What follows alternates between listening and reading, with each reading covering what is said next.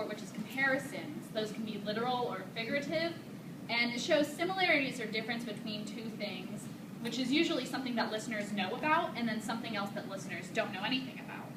And that'll add clarity and familiarity to unfamiliar topics, topics that the person wouldn't know about, and you can connect those two things. And it provides interest and variety also to the speech and topic so that they can be relating those two things. The first type is literal, which is when you have two topics in the same category and you're comparing them very literally. They are the same because so that. Figurative, however, are two or more items that are in different categories. So you'll have like, my pain is like the wind because it's fleeting. Those two things obviously aren't the same, but they are compared in those two senses. It's not used for proof if you're using a figurative example. Figurative examples are just used to really add interest or clarity to ideas. They're also really good for using in introductions or as hooks, because then you can start the audience off with like a metaphor or an idea that they might not have thought before, and then that'll add some interest going into the speech. And next one is a figurative comparison from Shrek. For your information, there's a lot more to ogres than people think. Example? Example? Okay, ogres are like onions. They stink? Yes. No. Or they make you cry? No. Oh, you leave them out in the sun, they get all brown, start sprouting little white heads. No. Layers. Onions have layers. Ogres have layers. Onions have layers. You get it. We both have layers. Oh, you both have layers. Oh. You know, not everybody likes onions. Cake! Everybody loves cakes. Cakes have layers. I don't care what everyone likes. Ogres are not like cakes. You know what else everybody like? Parfait. Have you ever met a person you say, hey, let's get some parfait? They say, hey, I don't like no parfait. Parfaits are delicious. No! You dense, irritating miniature beast of burden! Ogres are like onions! End of story. Bye-bye. See you later. And Shrek is comparing his species, which is ogres, to onions there, because they both have layers, although it's also kind of implying that they're both disliked, and that's pretty sad. But, yeah, so that's a figurative comparison, or that's a good example of that, because they are in two very different categories, but they are figuratively compared, like a metaphor. And the guardian angel himself.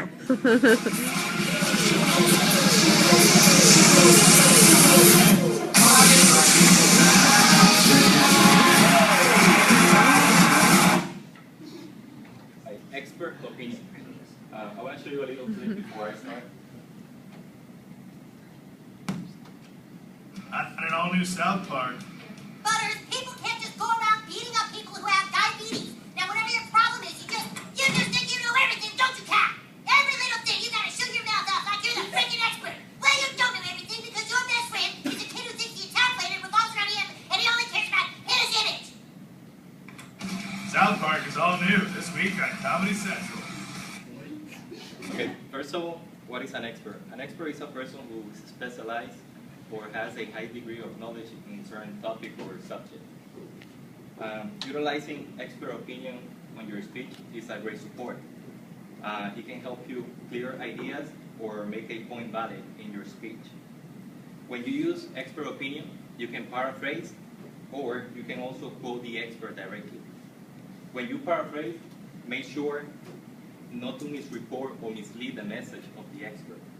And when you quote the expert directly, make sure your delivery of the message is lively and convincing.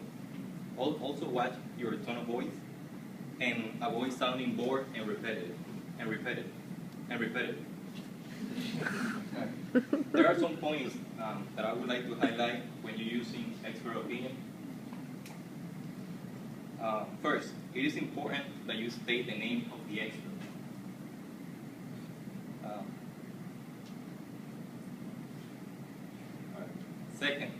summarize the expert's expertise or the qualifications, so your audience will know who the expert is.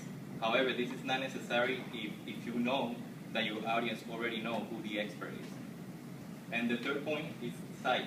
Cite where and when the expert reported information that you use in your speech. Most of the time, when expert opinion is utilized, it should be followed by a brief explanation, especially if your audience look a little confused like this girl. Follow the expert opinion with a comment such as, in this quotation, such and such, the expert is making the same argument I made earlier. Or just shortly explain the reason why you cited. Another way to support your speech is by using fables, sayings, poems, or rhymes. The definitions of these are on page 139 on the book. The usage of fables, sayings, poems, and rhymes, it can be also a great support, especially in the need of clarification or variety in your speech. They are mostly used in the introduction and the conclusion. Just keep in mind that they don't provide any support or any proof. And the impact to the audience only depends on the way you deliver. It is important that you sound enthusiastic and have a vocal variety. From page 139 to 142 on the book, you can find great examples of speeches where these were utilized. Now, forward.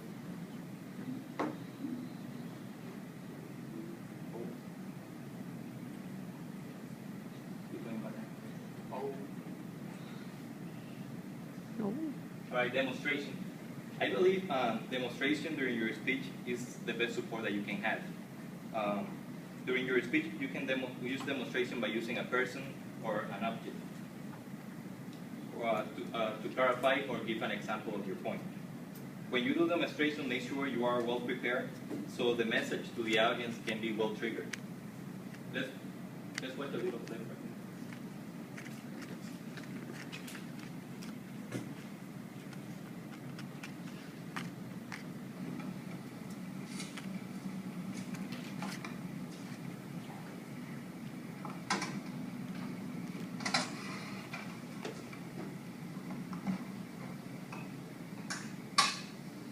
Cub Scout motto is be prepared.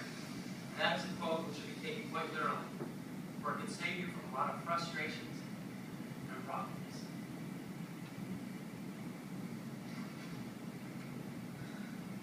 As you can see, I was prepared.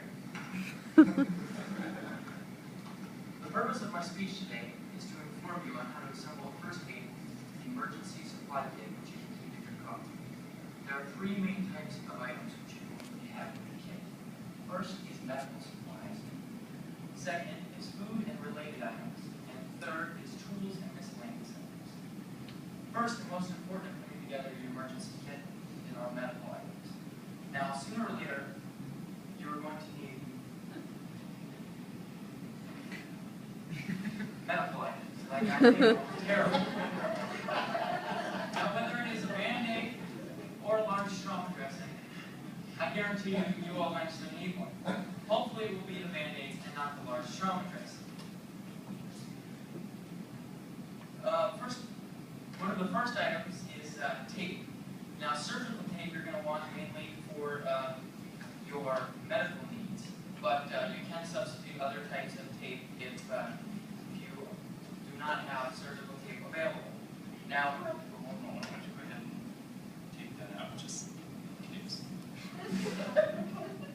Okay.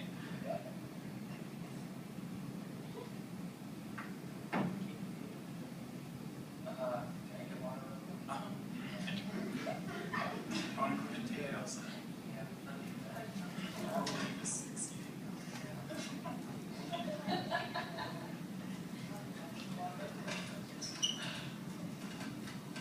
don't have to come on your horse. I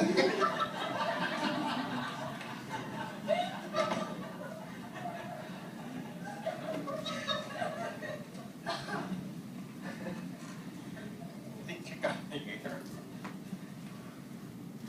Yes, make sure you will prepare so this will not happen to you. Now, there was an example of using saying in your speech that I totally agree with, and it's the saying, it was on the book, and the saying of a picture is worth 1,000 of words expresses the importance of visual demonstrations. I want to show you a few pictures that I believe they have a message, and you can probably feel a connection with them.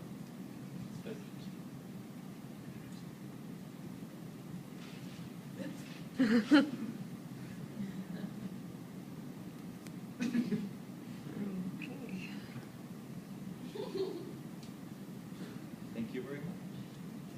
Game time, folks. Game time. I am stopping the video.